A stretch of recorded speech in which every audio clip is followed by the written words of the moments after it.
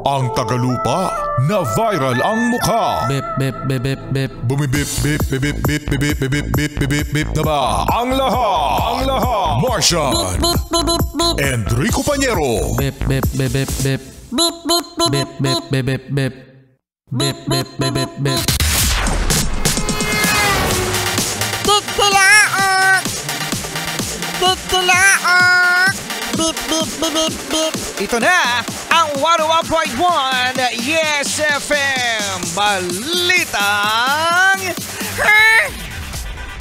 Mga Yes Friends, sunod-sunod ang mga balita ng mga nadidisgrasya ng mga motorista, ng mga sasakyan, pati na rin ng mga pedestrian ngayon. Kaya naman, ipupulong daw mga Yes Friend ng MMDA ang pamunuan, yung mga association ng mga motorcycles plus ang mga operator ng mga malalaking mga truck. Ayan, kasi sila yung mostly involved sa mga aksidente sa kalsada. Tuloy-tuloy mga Yes Friend, yung mga banggaan, yung mga Yes Friend natin na mga nababangga at minsan meron pang namamatay. Oo, kaya dapat talaga mapag-usapan to ng maigi mga Yes Friend kasi nga actually hindi lang recent last year problema na talaga ang mga aksidente sa kalsada. Ito nga yung sinasabi nila Martian na 'di ba? Sinasabi ng mga mahal mo sa buhay, ng mga kaibigan mo kapag aalis ka ng bahay, ingat.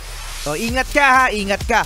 What if kung maingat ka nga sa pagmamaneho, Pagkatapos Rico Pañero, yung mga katabi mo, yung mga nasa paligid mo na mga motorista, mga kamote! Mga kamote Q! kamote Q ba? Oo, kasi di ba kung maingat ka mga Yes Friend, yung didikit sa'yo. Yung mga karambola na yan, nahimik ka naman mga Yes Friend sa isang tabi, pagkatapos may babangga naman sa likod mo. Ayan ang mga iniiwasan natin. Yung mga Yes Friend natin na mga tumatawid sa mga pedestrian lane, di ba na naka-red naman yung mga sasakyan. Pero may mga humahabol.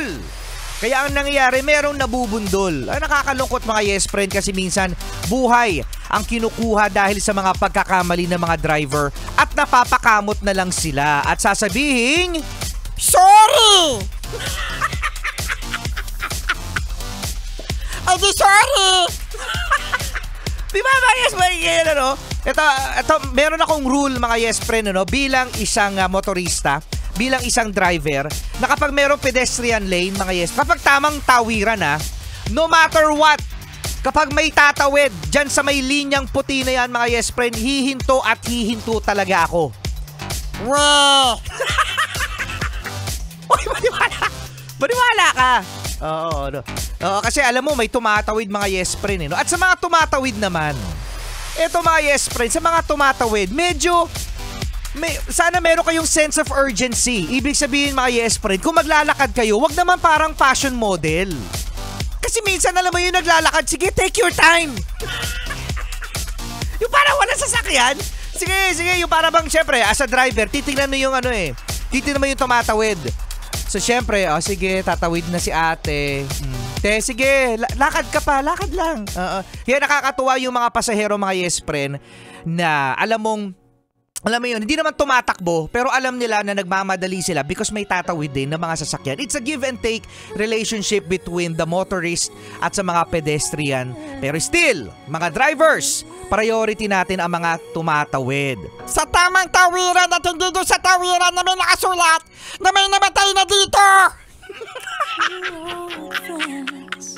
Sige, tawid ka pa dyan! Kamote! Kamote Q!